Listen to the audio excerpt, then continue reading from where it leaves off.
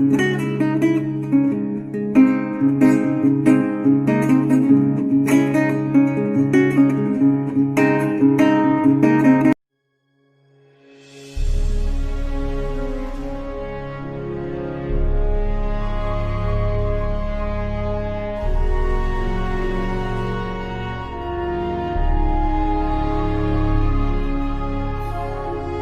सल्लि व सल्लिम मुबारिक अला सय्यदिना मुहम्मदिन व अला आलिहि व सहबिहि व सल्लम।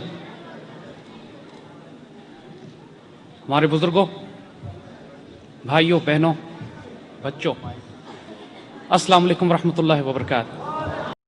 कायद आज़म मोहम्मद अली जिन्ना रहमतुल्लाह अलैह, हर एस्पेक्ट से आज उन पे बात करेंगे।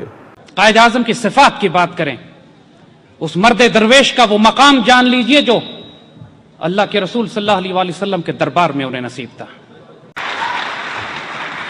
हम 63 साल उस दरवेश पर बहतान बांधते आए, हम 63 साल उस पर झूठ लगाते आए, हम 63 साल उसकी बेहुरमती करते आए, उसके दीन पर हमला किया, उसके ईमान पर हमला किया, उसके किरदार पर हमला किया कि वो लादीन था, वो सेकुलर था, वो पाकिस्तान में सेकुलर रियासत चाहता था, उसका अल्लाह रसूल से कोई वास्ता नहीं था। कांग्रेसी मौलवियों ने उसको काफिर आजम कहा। जो लिबरल सेकुलर लादीन मगरिब का गुलाम तबका था, उसने उसको अपने जैसा कहा। और फिर रूहानी एस्पेक्ट से आते हैं तो अल्लामा शबीर अहमद उस्मानी जो कुछ इख्तिलाफ रखते थे कायद आज़म से किसी वक़्त में, उन्होंने ही कायद आज़म रहमतुल्लाह अलैह की नमाज जनाजा पढ़ाई।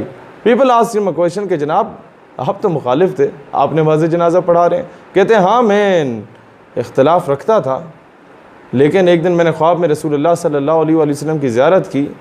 रसूलुल्लाह अलैहिस्सलाम के साथ उनकी खिदमत में मोहम्मद अली जिन्ना मौजूद थे और रसूलुल्लाह इशारा करके फरमाते हैं कि ये मेरा मुजाहिद है, इसकी ख़यानत न करना।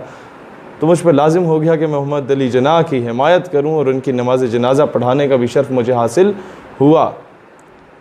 और फिर वो बात आपने सुनी होगी कि बेदारी में कायद आज़म रहमतुल्लाह अलैह को रसूल अकरम अलैहिस्सलाम की ज़ियारत नसीब होती है और रसूलुल्लाह अलैहिस्सलाम हुक्म फरमाते हैं कि जाओ, तुमसे एक बहुत बड़ा काम लेना है। ये थे कायद आज़म रहमतुल्लाह अलैह। अल्लाह की कसम, वो मर्द आजाद था, वो अल्लाह का वली था, दरवेश था और फकीर था। हज़रत पीर जमात अली शाह कायद आज़म के बारे में फरमाते हैं, वल्लाह अल्लाह का वली है। अमीर मिल्लत ने कायद आज़म को अपनी पूरी खिदमत पेश की, पूरी मुसलमान मिल्लत को मुत्तहिद किया, फतवा जारी फरमाया कि मुस्लिम है तो मुस्लिम लीग में आ, और जो मुस्लिम लीग को वोट नहीं देगा, जो कायद आज़म को वोट नहीं देगा, उसको मुसलमानों के कब्रिस्तान में दफन नहीं किया जाएगा। अमीर मिल्लत से लोगों ने सवाल किया, ये तो गोरा अंग्रेज नजर आता है, अंग्रेजी बोलता है, उर्दू भी नहीं जानता। तो अमीर मिल्लत ने फरमाया, तुम इनके राजों को नहीं जानते, ये हमारा काम कर रहा है, ये हमारी ड्यूटी पे, अल्लाह के रसूल की ड्यूटी पे। हम पर एक कर्ज है, इस पाकिस्तान मिल्लत पर एक कर्ज है। कायद आज़म रहमतुल्लाह अलैह अपनी ट्यूबरक्लोसिस की बीमारी छुपा के रखी इस कौम से, हम एहसान फरामोशों से, कि अंग्रेज़ों से छुपाई, कौम से छुपाई, अपने लोगों से छुपाई, कि कहीं अंग्रेज़ को ये बात ना पहुंच जाए कि ये तो टीबी की बीमारी से इन्हें लाहक है, ये 1-2 साल जिएंगे।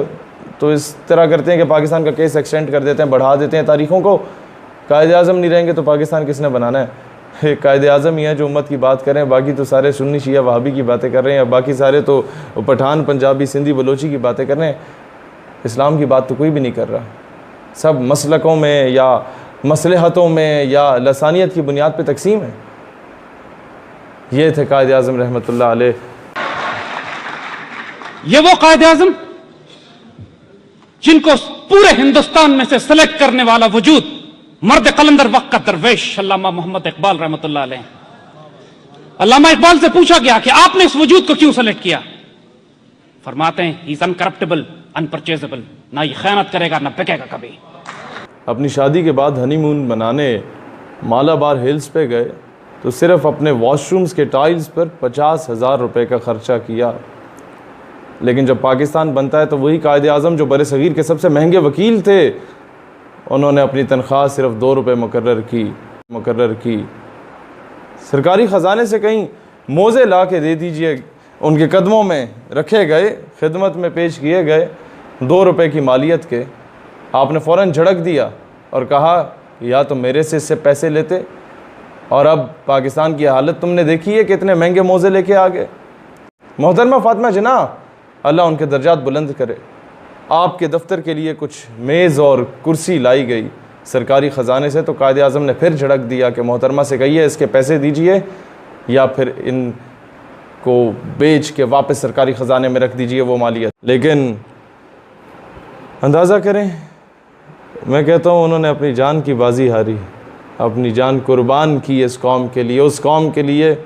मैं नहीं जाता उन कंट्रोवर्सीज़ में कि फिर कोई लेबल लग जाए कि ये कहाँ से है तो वो कहाँ से है। लेकिन एक चीज़ बहुत दुख होता है जब पता चलता है कायद आज़म रहमतुल्लाह अलैह की एम्बुलेंस का वाक़या सुनता हूँ तो इस मुल्क को आज़ाद कराने वाली हस्ती कई घंटे एम्बुलेंस में तड़प तड़प के अपनी ज़िंदगी की आखिरी सांसें लेके इस जहान फ़ानी से कूच कर जाती है, और साथ से गुज़रने वाली गाड़ियों में जो लोग जा रहे होते हैं ना, पता ही नहीं होता बाबा कौम ये यहाँ पे। बहुत दुख होता है, बहुत एहसान फरामोश लोग हैं। तो कोई भी फ़ैसला करने से पहले 1000 मरतबा सोचना कि कहीं मैं अपने मज़हब या इस्लाम, मैं अपने मज़हब इस्लाम या अपने वतन पाकिस्तान की कीमत तो नहीं लगा रहा, कहीं मेरा ये फ़ैसला मेरे ईमान को फ़रोख्त तो नहीं कर रहा, कहीं ये मेरा फ़ैसला इंटरनेशनल प्रेशर में आके कहीं उस माँ के ज़ख्मों पर नमक तो नहीं छिड़कने का काम कर रहा। 100 मरतबा सोचना, वरना वो माँ, वो बहन, वो बेटी तुम्हारा गिरबान होगा और उसका हाथ होगा। वो वक्त ज़्यादा दूर नहीं है, इंतकाम बहुत जल्द ले लिया जाता है। अल्लाह ताला पाकिस्तान का हामी और नासिर हो। पाकिस्तान पाइंदाबाद।